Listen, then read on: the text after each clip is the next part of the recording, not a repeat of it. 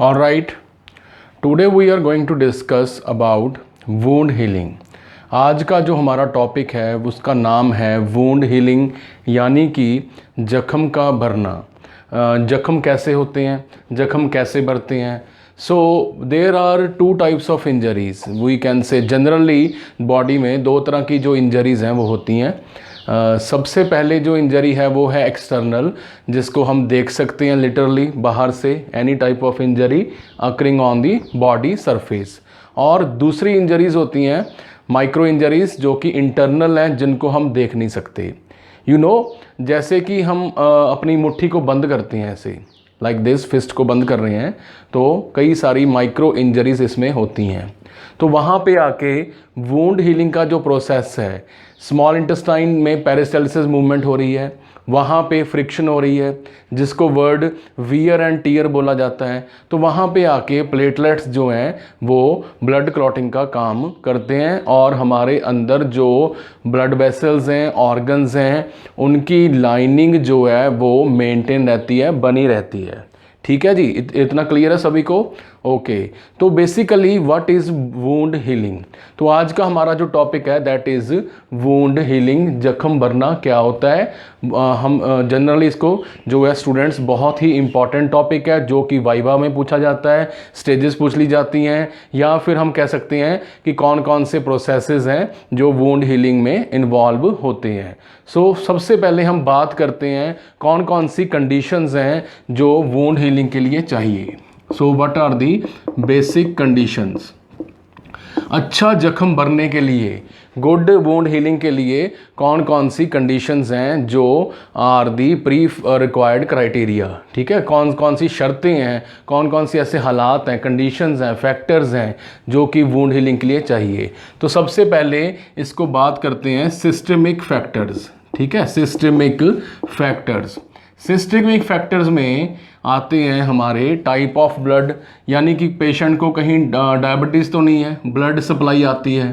ठीक है, blood supply आ रही है। ओके जी, उसके बाद आ रहा है हमारा जो पॉइंट है वो है न्यूट्रिशन।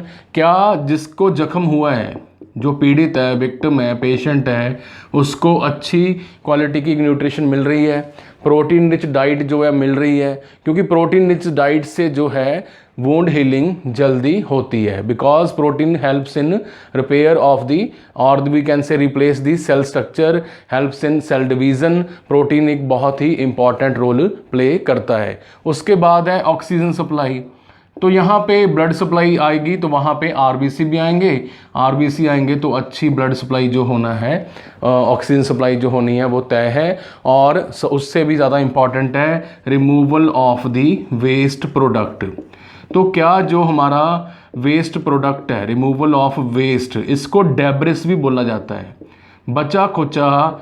ठीक है, डेब्रिस जो है उस कूड़ा जो है वेस्ट प्रोडक्ट है, कूड़ा बोल सकते हैं। वहाँ पे सेल का जो वेस्ट है, सेल की डेड सेल्स हैं, सेल प्रोटीन्स हैं, डेड एंजाइम्स हैं, उनकी रिप्लेसमेंट को बोला जाता है रिमूवल ऑफ दी वेस्ट। तो हमने देखा कि oxygen, nutrition, blood supply and removal of the waste जो हैं बहुत ही इम्पॉर्टेंट फैक्टर्स हैं। तो इसके अलावा जब हम बात करते हैं लोकल फैक्टर्स की, ठीक है, लोकल फैक्टर्स, तो लोकल फैक्टर्स में आता है एक तो सिस्टमिक फैक्टर्स आगे, एक आगे हमारे लोकल फैक्टर्स। लोकल फैक्टर्स में क्या चीज़ आ रही है, लोकल फैक्टर्स में भी ब्लड सप्लाई आती है, ठीक है, न्यूट्रिशन आ रही है। ओके, इसके अलावा टाइप ऑफ वुंड कैसा है, टाइप ऑफ हमारा जो जख्म है, वुंड है, वो कैसा है। तो मान लीजिए कि अगर हम माइनर इंजरीज़ की बात करें, जो माइनर इंजरीज़ होती हैं बॉडी में, उनकी बात करें, this is your skin structure. तो यहाँ पे डॉक्टर ने स्कैपल के साथ जो है इंसीजन दे दिया, चीरा दे दिया, ब्लेड लग जाता है, we can say glass injury.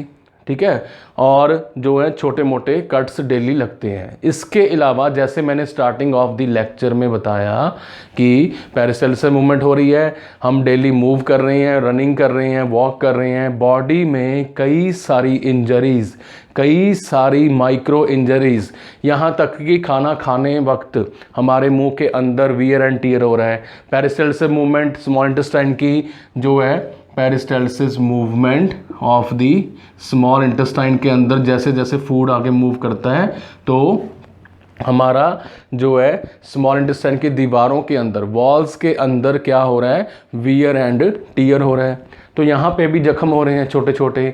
आप बोलेंगे सर यहाँ पे भी जख्म हो रहे हैं। These are micro injuries at the micro level. अगर हम मुट्ठी भी बंद कर रहे हैं तो यहाँ पे भी हो रही है माइक्रो इंजरीज। तो इन सभी इंजरीज़ को, माइक्रो इंजरीज़ को, इंटरनल इंजरीज़ को, एक्सटर्नल इंजरीज़ को जो है हील करने का काम, उसको बोलते हैं वूंड हीलिंग। हील करने के प्रोसेस को बोलते हैं वूंड हीलिंग। ठीक है, वही आज का हमारा टॉपिक है। अगर टाइप ऑफ वूंड काफ़ी सिंपल है, ठीक है, सिंपल है, और दोनों एजेस यानी कि यहाँ पे कट लग चुका है और ये एज है, ठीक है, एज 1 एंड एज 2, ओके, दोनों किनारे पास पास हैं, दोनों किनारे जो हैं वो पास पास हैं ऐसे, ठीक है, पास पास हैं तो जल्दी जख्म भरेगा। अगर दोनों एजेस पास पास हैं, प्लेन हैं, देखने में सिंपल हैं, सीधे हैं, तो दोनों किनारे जल्दी पास आएंगे। जल्दी पास आएंगे तो यहाँ पे हमारी जो है वुंड हीलिंग जल्दी होगी, ठीक है ना, जल्दी होगी।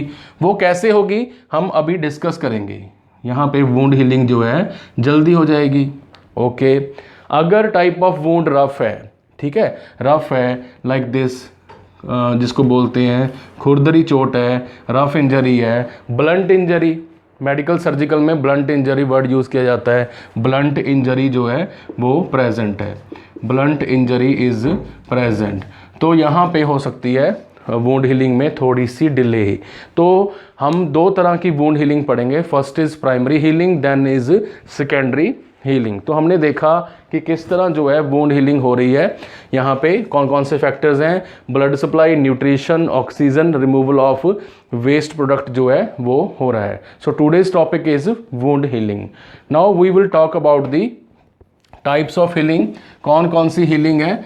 First is primary healing. तो जैसे कि मैंने बताया कि प्राइमरी हीलिंग में हमारी बॉडी के जो वुंड हो रहा है, इंजरी हो रही है, चाहे वो इंटरनल है चाहे वो एक्सटर्नल है, उसके अंदर दोनों एजेस जो हैं वो प्लेन होते हैं और very close to each other they are present. तो दिस टाइप ऑफ फीलिंग जो है मिनिमम डिस्ट्रक्शन के दौरान होती है।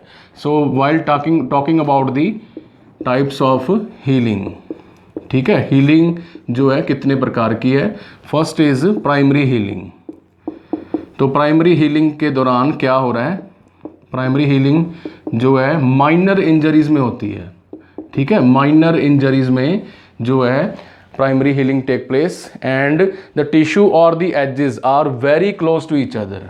ठीक है, इसका एक फीचर है कि edges are very close to each other, very close to each other. दोनों किनारे जो हैं जख्म के वो पास पास जो हैं प्रेजेंट हैं, very close to each other and it takes place in the following stages. तो यहाँ पर जो स्टूडेंट्स हैं वो बहुत ज़्यादा कंफ्यूज होते हैं, that is stages of the healing. तो आप देखेंगे बुक्स में, टेक्स्ट बुक्स में दिया हुआ है कि दो तरह की जो हीलिंग है, primary healing and secondary healing. तो उनमें जो सिंपल प्रोसेसेस हैं, उनकी जो स्टेजेस हैं वो काफ़ी सिंपल हैं और बहुत ज़्यादा सिमिलर भी हैं। यहीं पे आके स्टूडेंट्स मैक्सिमम जो हैं कंफ्यूज होते हैं that the stages of both the healing primary and secondary are similar. दोनों में इन्फ्लामेशन हो रही है, दोनों में प्रोलिफरेशन हो रही है, दोनों में मैच्योरेशन हो रही है। तो यही स्टूडेंट्स को थोड़ी सी कन्फ्यूज़न जो है होती है। तो सबसे पहले हम बात करेंगे प्राइमरी हीलिंग की। इसमें क्या होता है, एजेस पास होते हैं, ठीक है। जैसे कि सर्जिकल इंजरी हो गई, सर्जिकल इंजरी का मतलब है जैसे ही डॉक्टर ने यहाँ पे चीरा दिया और दोनों किनारे जो है ओपन हो चुके हैं, ठीक है। तो सबसे पहले जो स्टेज है, सबसे पहली जो स्टेज है वो है इन्फ्लामेशन।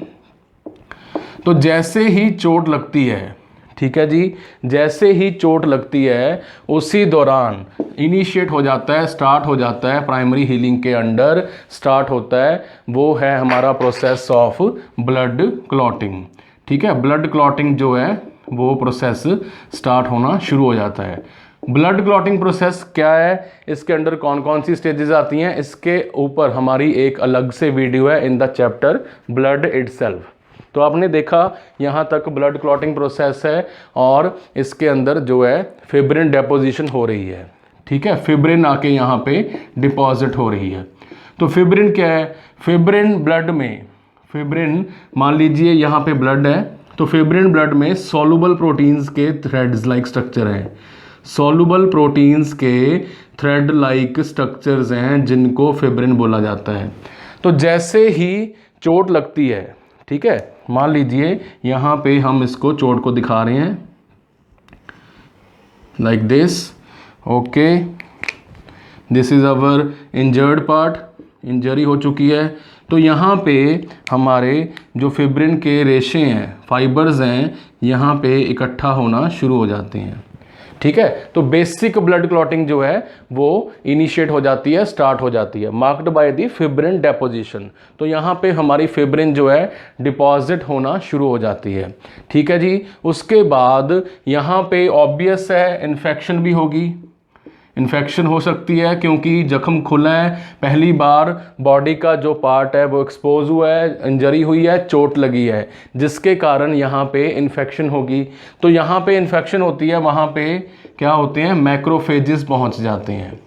ठीक है, WBC को याद करो, हमने देखा था कि जैसे ही चोट लगती है, कहीं इन्फ्लामेशन हो रही है, चोट लग रही है, वहाँ पे हमारे मैक्रोफेजेस पहुँच जाते हैं। मैक्रोफेजेस क्या हैं, macrophages remove large waste product. ठीक है, फाइब्रोब्लास्ट पहुँच जाते हैं, मैक्रोफेजेस पहुँच जाते हैं, और कौन यहाँ पे पहुँच रहा है, फाइब्रोब्लास्ट। तो जैसे ही इन्फ्लामेशन प्रोसेस की बात करेंगे, वहाँ पे ब्लड क्लॉटिंग स्टार्ट होगी। उसके बाद इन्फेक्शन के कारण वहाँ पे मैक्रोफेजेस, फाइब्रोब्लास्ट जो हैं माइग्रेट कर जाते हैं। ठीक है, यहाँ पे मैक्रोफेजेस का काम क्या है, मैक्रोफेजेस का काम है फेजोसाइटोसिस करते हुए, फेजोसाइटोसिस करते हुए जो है हार्मफुल बैक्टीरिया को किल करना। ठीक है, ये हमारे क्या है, मैक्रोफेजेस हैं, मैक्रोफेज भाई साहब हैं। ठीक है, और ये हमारे बैक्टीरिया हैं, माइक्रो ऑर्गेनिज्म हैं जो हमारी बॉडी के लिए खतरनाक हैं, डेंजरस हैं, हार्मफुल हैं, पैथोजेनिक हैं। ठीक है जी, तो जैसे ही चोट लगी, हमने देखा इन्फ्लामेशन होनी शुरू हो गई विद इन फ्यू आवर्स। इसको जो है कुछ समय ही लगते हैं, कुछ घंटे ही लगते हैं। तो बेसिकली व्हाट इज़ इन्फ्लामेशन, जो है प्रोसेस है ब्लड क्लॉटिंग, इन्फेक्शन के कारण मैक्रोफेजेस, फाइब्रोब्लास्ट वहाँ पे माइग्रेट करते हैं। और जो यहाँ पे फाइब्रोब्लास्ट हैं, फाइब्रोब्लास्ट सेल हैं, जब हमने सेल एंड टिश्यू वाला चैप्टर पढ़ा था तो हमने फाइब्रोब्लास्ट का रोल देखा था। फाइब्रोब्लास्ट का रोल क्या है, टू सक्रीट और मेक कोलाजन। ठीक है, फाइब्रोब्लास्ट क्या बना रहे हैं, फाइब्रोब्लास्ट बना रहे हैं कोलाजन।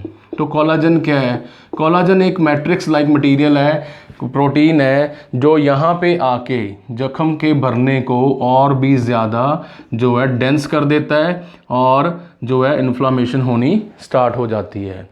ठीक है, तो हमने देखा कि कौन कौन से प्रोसेसेस हैं जिनके थ्रू जो है हमारी वुंड हीलिंग हो रही है। That is first is we can say inflammation. तो इसके बाद हमने देखा कि काफ़ी जो है प्राइमरी हीलिंग में इन्फ्लामेशन हो रही है। ठीक है जी, तो उसके बाद हमारा नेक्स्ट जो है स्टेज है इन्फ्लामेशन के बाद। इन्फ्लामेशन के बाद हमारा नेक्स्ट स्टेज है दैट इज़ प्रोलिफरेशन। ओके, तो बेसिकली प्रोलिफरेशन होता क्या है, तो हमने देखा कि प्राइमरी हीलिंग में जो चोट के किनारे हैं, स्किन के किनारे हैं, जख्म के किनारे हैं, वो पास पास होते हैं। ठीक है, पास पास प्रेजेंट है प्राइमरी हीलिंग।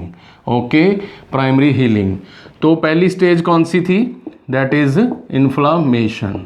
ओके, एक बार आपको ये टॉपिक समझ आ गया तो आप लाइफ लॉन्ग नहीं भूलेंगे। इन्फ्लामेशन होती है पहले नंबर पर, जिसमें क्या क्या आता है, ब्लड क्लॉटिंग हो रही है।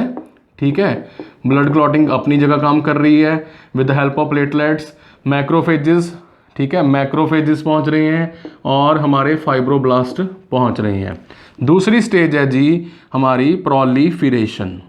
प्रोलीफिरेशन, तो इसमें क्या हो रहा है, प्रोलीफिरेशन में क्या हो रहा है, तो जैसे ही मान लीजिए ये किनारा है, ठीक है, this is the skin and this is also the skin. हम इसमें थोड़ा सा गैप लेके आते हैं so that it will be visible to all of you, ठीक है। तो ये दोनों किनारे जो हैं वो चोटित हुए हैं, यहाँ पे चोट लगी है, ठीक है जी, यहाँ पे इंजरी हुई है। तो यहाँ पे हमारा जो है ब्लड है ओजिंग आउट होगा, ब्लड लीक करेगा। तो हमने देखा ब्लड क्लॉटिंग हो रही है, माइक्रोफेजेस फाइब्रोब्लास्ट यहाँ पे पहुँच रहे हैं। ओके, यहाँ पे अब क्या होगा, यहाँ पे दोनों एजेस से यहाँ पे जो हमारे एपिथेलियल सेल्स हैं, एपिथेलियल सेल्स हैं, बहुत बड़ी मात्रा में डिवाइड होना शुरू हो जाते हैं, डिवाइड होना शुरू हो जाते हैं। मैक्रोफेजेस हमारे जो हैं वहाँ पे लड़ाई कर रहे हैं और एपिथेलियल सेल्स क्या कर रहे हैं, प्रोलीफरेट। कौन से सेल, एपिथेलियल सेल्स। तो हमने देखा था एपिथेलियल सेल्स के साथ एपिथेलियल सेल्स की जो मौजूदगी है, प्रेजेंस है, वो बॉडी में हर जगह है। एपिथेलियल सेल्स क्या करते हैं, they start to grow upward and outward. Upward and outward जो है ग्रो करना स्टार्ट कर देते हैं और इसके बाद क्या होता है, यहाँ पे धीरे धीरे इसकी थिकनेस बढ़नी शुरू हो जाती है। तो ये तो था अपर व्यू। अब साइड व्यू देखते हैं। यहाँ से ऐसे इसके अंदर यहाँ पे एपिडर्मिस, एपिथेलियल लेयर ग्रो करना स्टार्ट कर चुकी है और यहाँ पे क्रस्ट फॉर्मेशन, पापड़ी सी बन जाती है, क्रस्ट फॉर्मेशन जो है प्रेजेंट है, ठीक है। तो हमने देखा इन्फ्लामेशन हो रही है, सूजन आ रही है, प्रोलीफरेशन। तो प्रोलीफरेशन में हमने देखा क्या हो रहा है, प्रोलीफरेशन में हमारे एपिथेलियल सेल्स जो हैं वो धीरे धीरे जो हैं डिवाइड कर रहे हैं और क्लॉट को फिल करने की कोशिश कर रहे हैं। तो इस प्रोसेस में कई बार जैसे मान लीजिए सर्जिकल इंसिजन है, तो कई बार 5 डेज से लेके 7 डेज या फिर एक्सट्रीम केसेस में 10 डेज भी लग सकते हैं। तो प्रोलीफरेशन में यहाँ पे हमारा जो जख्म है वो धीरे धीरे बढ़ना शुरू हो चुका है और यहाँ पे 2 प्रोसेस हमने देखे, that is inflammation and proliferation. तो इसके बाद बात करते हैं 3rd स्टेज की, ठीक है। अब यहाँ पे हफ्ता लगेगा, 7 दिन लगेंगे, 10 दिन लगेंगे प्राइमरी हीलिंग में। हमने देखा दूसरा प्रोसेस है। दूसरे प्रोसेस का सबसे बड़ा फीचर यही है कि इसके अंदर एपिथेलियल सेल्स प्रोलीफरेट करते हैं। प्रोलीफरेट का मीनिंग जो हमारे नोट्स में है, प्रोलीफरेट वर्ड का जो मीनिंग है उसका मीनिंग ही है बहुत बड़ी मात्रा में, बहुत बड़ी तादाद में डिवाइड करना। आप नोट्स के ऊपर लिख सकते हैं, बुक के ऊपर लिख सकते हैं। Proliferation means to divide in large number. Even cancer की जो डेफिनेशन है उसमें भी वर्ड प्रोलीफरेशन ही यूज़ किया जाता है, ठीक है। अब बात करते हैं जी 3rd स्टेज की। 3rd स्टेज है maturation. 3rd stage is maturation. इसमें जो हमारा जख्म है, जो हमारा वूंड है वो मैच्योर होता है। This is marked by fibrous tissue rearrangement, ठीक है। अब इसकी थोड़ी सी बड़ी तस्वीर समझते हैं, फाइनल जो है इसकी बड़ी तस्वीर समझते हैं। ओके, तो हमने देखा ये स्किन है, स्किन लेयर है। तो यहाँ पे हमारा जो है इंजरी लगी, नीडल प्रिक हुआ, इंसिजन दिया, तो यहाँ पे जख्म बन गया है। यहाँ पे जो है जख्म है वो बन चुका है, ठीक है। अब क्या होगा, अब थोड़ा सा फटाफट रिवाइज करते हैं। यहाँ पे फटाफट स्टार्ट होगी हमारी मैक्रोफेजेस की एक्टिविटी, फेजोसाइटोसिस स्टार्ट हो जाएगा, फाइब्रोब्लास्ट पहुँचना शुरू हो जाएंगे। ये कौन सा प्रोसेस है, इन्फ्लामेशन। अब क्या हो रही है, यहाँ पे बहुत बड़ी मात्रा में एपिथेलियल सेल्स डिवाइड कर रहे हैं, एपिथेलियल सेल्स डिवाइड करते जा रहे हैं, क्रस्ट फॉर्मेशन प्रेजेंट हो रही है ऊपर से भी, ठीक है। तो ये स्टेज होगी हमारी प्रोलीफरेशन। अब बात करते हैं 3rd स्टेज यानी कि मैच्योरेशन की। तो यहाँ पे अगर हम यहाँ ये वाला एरिया जो है इसको माइक्रोस्कोप के नीचे लेके आए तो हम देखेंगे यहाँ पे फिब्रिन के जो कोलाजन के जो रेशे हैं, पापड़ी के अंदर जो रेशे हैं, इन रेशों के बीच में प्रेजेंट हैं हमारे आरबीसी, ठीक है, ट्रैप हुए होते हैं। हमारे WBC ट्रैप है स्टार शेप, और यहाँ पे जो है WBC का काम मैंने बता दिया, to protect the body against the pathogenic micro organism. ठीक है, तो यहाँ पे जो ये रेशे हैं ये क्रिस क्रॉस पैटर्न में प्रेजेंट हैं। अब ये रेशे जो हैं अपने आप को बड़े ही खूबसूरत तरीके से, ब्यूटीफुल तरीके से, जैसे ये स्किन के फाइबर्स हैं, स्किन के मसल फाइबर्स हैं, स्किन फाइबर्स हैं, ठीक है, स्किन की स्ट्रक्चर है, उसी अकॉर्डिंग ये जो फाइबर्स हैं ये अपने आप को अरेंज करना शुरू कर देते हैं। तभी तो जब जख्म पूरी तरह भर जाता है वो एकदम स्किन की तरह ही लगता है। ठीक है, क्योंकि यहाँ पे जो अरेंजमेंट चल रहा है उसको अपना रीअरेंज करना पड़ेगा। मान लीजिए यही डिज़ाइन यहाँ पे फिर रहता, मान लीजिए ये जो क्रिस क्रॉस डिज़ाइन है ये यहाँ पे बना रहता तो क्या होता, तो यहाँ पे जो क्रस्ट फॉर्मेशन है, पापड़ी है, वो लाइफ लॉन्ग रहनी थी। ठीक है, but nature wants the wound to be healed completely, पूरी तरह प्लग होना चाहिए, क्लॉट होना चाहिए। तो नेचर ने क्या किया, यहाँ पे इनकी रीअरेंजमेंट करवाई सो दैट जो हमारा वोंड है, जख्म है, वो कम्प्लीटली क्या हो सके, फिल हो सके। ठीक है, इसके अंदर आता है हमारा रीअरेंजमेंट। तो मैच्योरेशन स्टेट में क्या है, fibrous tissue rearrangement, collagen fibres rearrange करते हैं विच प्रोवाइड फर्दर स्ट्रेंथ। इससे एक और चीज़ भी है, वो है यहाँ पे स्ट्रेंथ मिलेगी। ठीक है, स्ट्रेंथ मिलेगी, सेल डिवीज़न हो रही है बहुत बड़ी मात्रा में, सेल डिवीज़न के कारण जो है अपनी क्या बोलते हैं रीअरेंजमेंट के कारण स्ट्रेंथ मिलेगी, और ब्लड सप्लाई भी रिस्टोर होगी। ठीक है, ब्लड सप्लाई जो है यहाँ पे रिस्टोर होगी। मान लीजिए ये आर्टरीज आ रही थी, यहाँ पे आर्ट्रियोल्स, ठीक है, आर्ट्रियोल्स आ रहे थे, यहाँ पे पहले चोट लगने के कारण ये आर्ट्रियोल्स टूट गए, ये आर्ट्रियोल्स टूट गए। अब ये सीधे होने के कारण इसी का ही पार्ट बन जाते हैं, इसी का ही पार्ट जो है वो बन जाते हैं लाइक दिस। ठीक है, और इसी कारण एक बार फिर इस एरिया में ब्लड सप्लाई क्या हो जाती है, नॉर्मल हो जाती है, रिस्टोर हो जाती है। अब रिस्टोर हो चुकी है तो हमने अभी तो बोला कि जहाँ पे ब्लड सप्लाई अच्छी होगी वहाँ पे जख्म अच्छे से भरेगा। तो ये स्टेज थी हमारी जी मैच्योरेशन, जिसमें हमारा जो जख्म है वो कम्प्लीटली हील होता है। Now we will be discussing about the secondary healing. अब हम बात करेंगे सेकेंडरी हीलिंग। तो सेकेंडरी हीलिंग को क्या बोलते हैं, स्टार्ट करने से पहले let's have a short brief discussion about the primary. Primary की पहली स्टेज कौन सी है जी, बोलिए। प्राइमरी स्टेज पहली है हमारी जो है, दैट इज़ वी कैन से, कौन सी है बताइए। ठीक है, थोड़ा सा आंसर दिया कीजिए, कौन सी आप नोट्स में देख सकते हैं। इन्फ्लामेशन, ठीक है जी, इन्फ्लामेशन है। इन्फ्लामेशन में क्या हो रहा है, इन्फ्लामेशन में फेजोसाइटोसिस हो रहा है, मैक्रोफेजिस वहाँ पे पहुँच रहे हैं, WBC पहुँच रहे हैं, ऑक्सीजन सप्लाई पहुँच रही है, न्यूट्रिशन पहुँच रही है। ठीक है, आर्ट्रियोल्स थोड़ा सा खुल जाती हैं, ज़्यादा अच्छी मात्रा में वहाँ पे ये सारा कुछ सप्लाई पहुँचती है। दूसरी स्टेज है हमारी प्रोलिफरेशन। प्रोलिफरेशन स्टेज में क्या हो रहा है, एपिथेलियल सेल्स जख्म में डिवाइड होके इसको नज़दीक लेके आने की कोशिश कर रहे हैं। यहाँ पे एक बात ध्यान रखनी है कि एजेस पास हैं। ठीक है, ये मैंने दिखाने के लिए बड़ा बनाया है, but edges are very close to each other. Third stage क्या है, मैच्योरेशन। मैच्योरेशन में क्या होता है कि फाइबर्स हमारे जो हैं आपस में रीअरेंज करते हैं सो दैट एक दिन क्या हो जाए, हमारा जो जख्म है पूरी तरह फिलअप हो जाए। So this was all about the primary healing under the wound healing. ठीक है, now we will be starting about the secondary healing. अब हम बात करेंगे सेकेंडरी हीलिंग के बारे में। So now talking about the secondary healing, तो अब हम बात करते हैं सेकेंडरी हीलिंग की।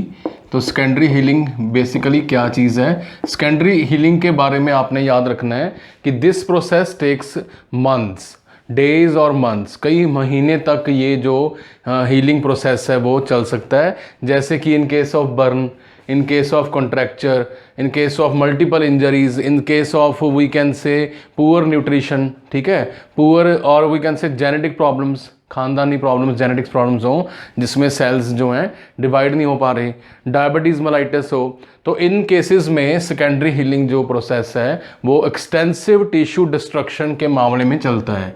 तो यहाँ पे सबसे बड़ा फीचर है एक्सटेंसिव टिश्यू डिस्ट्रक्शन। तो यहाँ पे एक्सटेंसिव टिश्यू डिस्ट्रक्शन जो है टेक प्लेस हो रही है, ठीक है। यहाँ पे ये इसका सबसे बड़ा फीचर है। और इसमें जो एजेस हैं, the edges are not very much close to each other. जो एजेस हैं, जख्म के किनारे हैं, वो एक दूसरे के नज़दीक नहीं होते। मान लीजिए ये एक स्किन का पार्ट है और ये दूसरा पार्ट है, तो इनमें काफ़ी जो है गैप प्रेजेंट होता है। तो दूर दूर होने के कारण थोड़ा टाइम लगता है। और दूसरा फीचर है कि एजेस आर नॉट स्मूथ, ठीक है। सबसे बड़ा फीचर है कि एजेस आर नॉट स्मूथ, जैसे कि हमने प्राइमरी हीलिंग में पढ़ा था। तो एजेस स्मूथ नहीं होते, edges are very much rough. जो बहुत सारे रफ एजेस होते हैं, रफ एजेस में एपिथेलियल सेल्स का रीअरेंजमेंट बड़ी मुश्किल से होता है, धीरे धीरे होता है। और कई बार क्या होता है, एक्सटर्नल मेडिकेशन की भी ज़रूरत पड़ती है, ठीक है। एक्सटर्नल मेडिकेशन की ज़रूरत पड़ती है, एक्सटेंसिव बैंडेजिंग की ज़रूरत पड़ती है, लैमिनेशन की ज़रूरत पड़ सकती है, ग्राफ्टिंग की ज़रूरत भी पड़ सकती है। तो ग्राफ्टिंग आपने पढ़ा होगा, अपनी ही बॉडी से सेल्स और टिश्यू लेके, स्किन का पार्ट लेके वुंड को, जख्म को भरने की कोशिश की जाती है। तो बेसिकली कौन कौन से जख्म इसमें आ रहे हैं? बेसिकली इसमें बर्न पेशेंट, ठीक है। जितना बर्न सरफेस एरिया ज़्यादा होगा उतना ये धीरे धीरे वुंड हीलिंग होगी, ठीक है। बेड सोर का दूसरा नाम डेकोबाइटस अल्सर। डेकोबाइटस अल्सर्स के मामले में, डायबिटीज़ के मामले में धीरे धीरे जख्म जो हैं वो बढ़ते हैं। तो इसमें सेकेंडरी हीलिंग में हमने देखा edges are not smooth, edges are far away, दूर है, ठीक है। ऑपोजिट है उसका प्राइमरी का ऑपोजिट है। तो यही जो बेसिक डिफरेंस है जो स्टूडेंट्स को टेक्स्ट बुक में कंफ्यूज करता है। सबसे इंपॉर्टेंट बात यह है कि इनकी स्टेजेस सेम है। तो let's start with the stage number 1। अगर हम इसकी पहली स्टेज की बात करें, इन्फ्लामेशन, तो भाई साहब, बच्चों, स्टूडेंट्स, यहाँ पे आपने याद रखना है, एक बार फिर डिस्काउंट मिल रहा है आंसर में आपको। जो चीज़ चाहिए होती है कि वही चीज़ हो रही है जो प्राइमरी हीलिंग में हो रही थी। क्या हो रही थी? दैट द फेजोसाइटोसिस हो रहा था, ठीक है। यहाँ पे हमारे मैक्रोफेजेस पहुँच रहे थे, न्यूट्रोफिल्स पहुँच रहे थे, WBC पहुँच रहे थे। तो यहाँ पे जो है हमारा आंसर क्या हो गया? Same as of primary healing, ठीक है, सेम हो गया। वही चीज़ चल रही है, डैमेज हो चुका है तो वही इन्फ्लामेशन प्रोसेस चल रही है, ठीक है। यहाँ पे थोड़ा सा ड्यूरेशन ज़्यादा है। ड्यूरेशन का कारण क्या है? एजेस का स्मूथ ना होना, एजेस का दूर होना। ड्यूरेशन जो है वो लॉन्ग है, कई महीने तक इन्फ्लामेशन प्रोसेस जो है चल सकता है, ठीक है, due to the activity of the phagocytes, ठीक है, हम कह सकते हैं। दूसरी स्टेज है प्रोलिफरेशन। यही बच्चे जो है कंफ्यूज हो जाते हैं भी भाई 2 स्टेजेस हैं, 3 स्टेजेस हैं, दोनों के अंदर सेम है। प्राइमरी हीलिंग में भी बुक में वो दे रखा है और सेकेंडरी हीलिंग में भी बुक में वो दे रखा है। तो चक्कर क्या है? चक्कर है ड्यूरेशन का, चक्कर है एजेस का दूर होना, और तीसरा सबसे बड़ा चक्कर है एजेस का स्मूथ ना होना, ठीक है। तो यहाँ पे हमारी ब्लड सप्लाई बढ़ रही है। यहाँ पे हमारे जो है कौन से सेल्स? एपिथेलियल सेल्स जो हैं प्रोलिफरेट होते हैं, ठीक है। एपिथेलियल सेल्स जो हैं प्रोलिफरेट होते हैं। और क्या हो रही है यहाँ पे? फेजोसाइटोसिस हो रही है, ठीक है। फेजोसाइटोसिस प्रोसेस के साथ बैक्टीरिया को इनगल्फ करके, बैक्टीरिया को जो है, ये बैक्टीरिया प्रेजेंट हैं, ठीक है, और ये हमारे जो हैं फेजोसाइट्स हैं, इनको इनगल्फ करके किल करने की कोशिश करते हैं। अपने अंदर ऐसे इनगल्फ कर लेते हैं, समा लेते हैं, ठीक है, और खींच के अपना ही हिस्सा बना के उसको जो है किल कर देते हैं। तो बैक्टीरिया, वायरस, माइक्रो ऑर्गेनिज्म है क्या चीज़?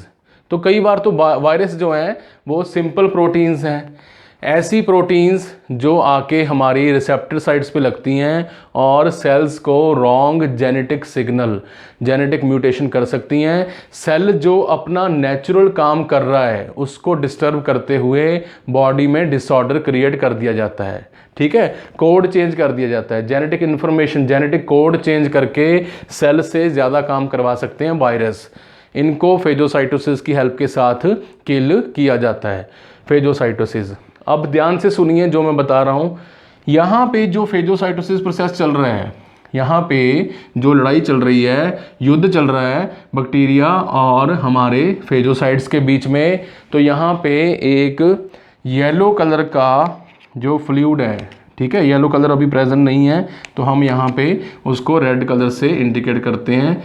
यहाँ पे येलो कलर का जो फ्लूइड है वो भरना शुरू हो जाता है। ठीक है, येलो कलर का जो फ्लूइड है वो भरना शुरू हो जाता है। इस येलो कलर के फ्लूइड को जब माइक्रोस्कोप के नीचे रख के देखा जाता है, स्टडी की जाती है, तो उसमें क्या क्या पाया जाता है? Phagocytes, neutrophils, WBC, red blood cells और डेड बैक्टीरिया, वायरस या फिर माइक्रो ऑर्गेनिज्म। इसी येलो प्रोडक्ट को, इसी येलो लिक्विड को बोलते हैं पस फॉर्मेशन। पस फॉर्मेशन होती है पीक भरना, पस भरना। तो पस और कुछ नहीं है, फेजोसाइटोसिस का रिजल्ट प्रोडक्ट है। जैसे ही फेजोसाइटोसिस हुआ पस बननी शुरू हो गई। अब ज़्यादा पस बन रही है, कहाँ बन रही है ज़्यादा पस? आपने देखा होगा डेकोबाइटस अल्सर में, बर्न पेशेंट में। क्योंकि यहाँ पे जो लड़ाई है एंटीजन एंटीबॉडी की, वो है अपना क्या बोल सकते हैं, प्रोसेसेस हैं, वो लॉन्ग पीरियड ऑफ टाइम तक चल रहे हैं। ठीक है, इसी कारण ये सेकेंडरी हीलिंग है। सेकेंडरी हीलिंग में लॉन्ग ड्यूरेशन ऑफ टाइम ही इसका सबसे बड़ा फीचर है। और चोट जो है, जख्म जो है वो खुरदरा होता है। तो हमने देखा कि हमें 2 स्टेजेस में, सेम स्टेजेस हैं लाइक प्राइमरी इन्फ्लामेशन, प्रोलिफरेशन। अब बात करते हैं थर्ड स्टेज की। थर्ड स्टेज की जब हम बात करते हैं, that is we can say maturation. तो यहाँ पर भी आपको एक बार फिर आंसर में डिस्काउंट दे रही है अनॉटमी। अनॉटमी नहीं दे रही, नेचर दे रही है कि स्टूडेंट्स जो हैं उनको थोड़ा इजी कर दिया जाए। तो यहाँ पे भी जो हमारे सेल्स हैं, एपिथेलियल सेल्स, प्राइमरी हीलिंग की तरह ही क्या कर रहे हैं? रीअरेंजमेंट कर रहे हैं, मैच्योर हो रहे हैं, स्कार फॉर्मेशन हो रही है। तो यहाँ पे अगर हम इसका साइड व्यू देखें, ठीक है, इसका साइड व्यू देखें तो यहाँ पे इंजरी है और यहाँ पे मैच्योरेशन हो रही है, प्रोलिफरेशन वही प्रोसेसेस हैं, बट यहाँ पे क्रस्ट फॉर्मेशन हो रही है ज़्यादा मात्रा में। कैलोइड्स बन सकते हैं, पापड़ी बन सकती है। ठीक है, तो यहाँ पे क्रस्ट फॉर्मेशन हो चुकी है।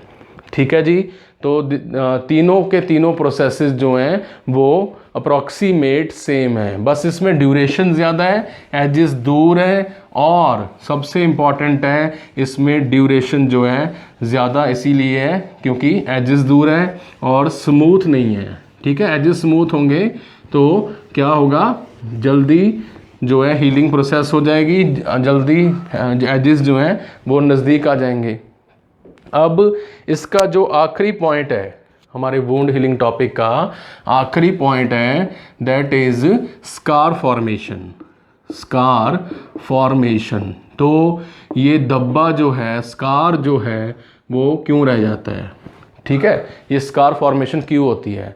The fibrous tissue is formed during healing by chronic inflammation presence. ठीक है, तो हमने देखा कि ये जो हमारा जख्म है, यहाँ पे नॉर्मल स्किन है, यहाँ पे इंजरी हुई, ठीक है, यहाँ पे इंजरी हुई है, एजेस दूर हैं, उसके बाद इन्फ्लामेशन हो रही है, देन क्या हो रही है? Proliferation, then maturation. मैच्योरेशन में यहाँ पे क्रस्ट फॉर्मेशन हो चुकी है। अब जो है जख्म एक बार तो पूरा का पूरा प्लग फॉर्मेशन करके क्लॉट कर चुका है। अब यहाँ पे हमने देखा था फर्स्ट प्रोसेस में, प्राइमरी में एंड सेकेंडरी में, कि फाइब्रोब्लास्ट यहाँ पे आके कोलाजन बनाते हैं। फाइब्रोब्लास्ट, यहाँ पे फिब्रिन प्रेजेंट है, ठीक है, कोलाजन प्रेजेंट है, मैक्रोफेजेस प्रेजेंट है, फेजोसाइटोसिस प्रोसेसेस चल रहे हैं, सेल डिवाइड हो रहे हैं। तो काफ़ी ट्रॉमा होने के बाद इन्फ्लामेटरी मटेरियल जो है वो रिलीज होते हैं। There is presence of fibrous tissue which causes adhesion of different type of layers. यहाँ पे फाइब्रोब्लास्ट जो हैं फाइब्रस टिश्यू बनाते हुए सेल्स के बीच में, मान लीजिए एक सेल है, दूसरा सेल है, तीसरा सेल है, चौथा सेल है, तो इनके बीच में जो हमारा फाइब्रोब्लास्ट है, कोलाजन है, वो एडहीजन का काम करता है, इनको आपस में जोड़ने का काम करता है।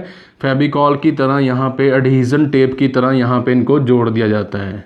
ठीक है जी, तो जुड़ेंगे तभी तो प्लग फॉर्मेशन होगी ना, आपस में इनको सील कर दिया जाता है, पैकिंग कर दी जाती है सेल्स की।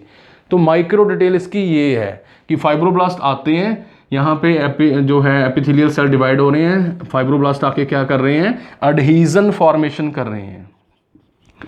ये एडहीजन ही है, एडहीजन प्रोटीन्स ही है जिसमें ऑक्लूडिन आती है, ऑक्लूडिन, ठीक है, ऑक्लूडिन प्रोटीन है। ठीक है जी, काफ़ी इंपॉर्टेंट प्रोटीन है ऑक्लूडिन प्रोटीन। तो ये जो है ऑक्लूडिन प्रोटीन सेल्स को आपस में स्टिच करती है, बाइंड करती है, तभी जाके जो जख्म है वो धीरे धीरे बढ़ता है। उसके बाद जैसे जैसे ये जो प्रोलिफरेशन हो रही है, जैसे जैसे ये प्रोलिफरेशन हो रही है, एजेस जो हैं वो पास में आना शुरू हो जाते हैं। ठीक है, एजेस जो हैं वो पास में आना शुरू होते हैं, धीरे धीरे यहाँ पे जो है सेल डिवाइड हो रहे हैं, एजेस पास में आ रहे हैं। क्योंकि यहाँ पे एडहीजन फॉर्मेशन है इसलिए श्रिंकेज होनी शुरू हो जाती है, दोनों किनारे पास आना शुरू कर देते हैं और देखते देखते यहाँ पे पूरे का पूरा जो जख्म है, वूंड है, इंजरी है, वो सील अप हो जाती है। बट इसमें टाइम लगा क्योंकि जो है अपना स्मूथ नहीं है, एजेस रफ हैं और दूर हैं। एक बार फिर यहाँ पे जो ब्लड सप्लाई है आर्ट्रियोल्स की हेल्प के साथ वो धीरे धीरे, यहाँ पे आर्ट्रियोल्स हैं स्किन के बीच में, तो ये आर्ट्रियोल्स भी इसी के अंदर अपनी ब्रांचेस बनाना शुरू कर देती हैं। ठीक है, आर्ट्रियोल्स एक बार फिर यहाँ पे ब्रांचेस बनाना शुरू कर देती हैं। तो लास्ट में जो हमारा यहाँ पे ऊपर क्रस्ट फॉर्मेशन है, ठीक है, क्रस्ट फॉर्मेशन हो रही है यहाँ पे, वो डिज़ोल्व हो जाती है। धीरे धीरे ये क्रस्ट फॉर्मेशन डिज़ोल्व होना शुरू हो जाती है एंजाइम्स की हेल्प के साथ। ठीक है, एंजाइम्स की हेल्प के साथ जो है ये हमारा जो जख्म है वो डिज़ोल्व होना शुरू हो जाता है। और एक दिन ऐसा आता है कि ये जो जख्म है पूरी तरह कंप्लीटली क्लियर हो जाता है, सील अप हो जाता है। बट यहाँ पे स्कार फॉर्मेशन जो है प्रेजेंट रहती है। जैसे कि बर्न पेशेंट है, डेकोबाइटस बर्न पेशेंट है, वहाँ पे आपने देखा होगा कैलोइड, ठीक है, कैलोइड फॉर्मेशन हो सकती है, कैलोइड पापड़ी हमेशा की तरह रह सकती है, ज़्यादा मात्रा में पापड़ी बनने को बोलते हैं कैलोइड्स। ठीक है जी, और ग्रे कलर का, ग्रेइश ब्लैक कलर का जो स्कार है वो वहाँ पे परमानेंटली रह सकता है। ग्रेइश ब्लैक कलर का जो स्कार फॉर्मेशन है वो वहाँ पे रह सकती है। क्यों? क्योंकि कई बार पूरी की पूरी ब्लड वेसल्स कंप्लीटली हील नहीं कर पाती, जिसके कारण कुछ एरिया नेक्रोज्ड रहता है, साइनोज्ड रहता है। तो ग्रेइश ब्लैक कलर की जो है हमारी स्कार फॉर्मेशन प्रेजेंट रहती है। इसके अलावा कई बार यहाँ पे हल्की सी बैक्टीरियल इन्फेक्शन भी स्कार फॉर्मेशन क्रिएट कर सकती है। ठीक है, तो आपने मेरे को वो एंजाइम का नाम जो है कमेंट सेक्शन में बताना है, जो एंजाइम यहाँ पे जो है हमारे ऊपर ब्लड क्लॉट फॉर्मेशन को सील करता है, रिमूव करता है। ठीक है, आपकी असाइनमेंट है, tell me the name of the enzyme, tell me the name of the enzyme in the body which helps in dissolving the clot. कौन सा जो एंजाइम है वो क्लॉट को डिज़ोल्व करने में हेल्प कर रहा है, और एक दिन ये स्कार कंप्लीटली हील हो जाता है, कंप्लीटली हील हो जाता है। यहाँ पे जो है हमारा स्कार रह जाता है, बट ये जो है पूरा एरिया वाटरप्रूफ हो जाता है, और एक्सटेंसिव ब्लड सप्लाई के कारण ये स्किन का एरिया नॉर्मल फंक्शन करना शुरू कर देता है।